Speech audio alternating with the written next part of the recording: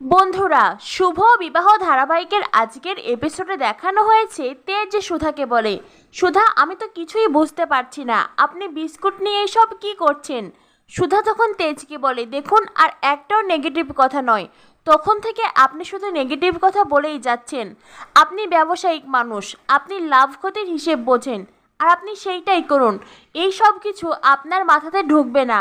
তাই আমি ছোটকা, আমরা আপনাকে যেটা করতে বলবো, যতটুকু করতে বলছি আপনি ততটুকুই করুন। এই বলে সুধা যায় কারেন্ট ঠিক করতে। সুধা সবে ময়ে উঠেছে, তখনই তেজ বলে, এ কি আপনি এমন মই দিয়ে তরতর করে উপরে উঠছেন কেন? দেখুন সুধা, আমি কিন্তু ইলেকট্রিশিয়ানকে বলেছি, উনি কাল আসবেন, কাল এসে সব কিছু ঠিক করবেন, আপনি এখন নামুন।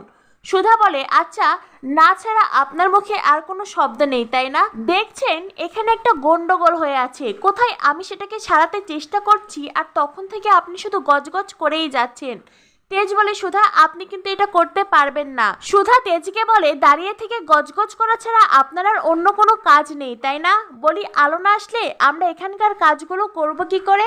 তাই বলছি দাঁড়িয়ে থেকে গজগজ করবেন না, যান তো এখান থেকে যান, আমাকে আমার কাজটা করতে দিন।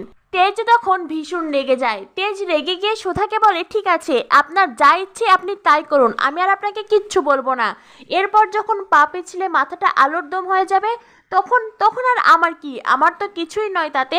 সুধা তখন বিড়বিড় করে বলতে থাকে, সবেতেই ওনার শুধু গজগজানি, অদ্ভুত লোক একটা। এই বলে সুধা মেন সুইচ অন করতেই সুধা চিৎকার করে ওঠে, আর তেজও সুধার নাম ধরে চিৎকার করে।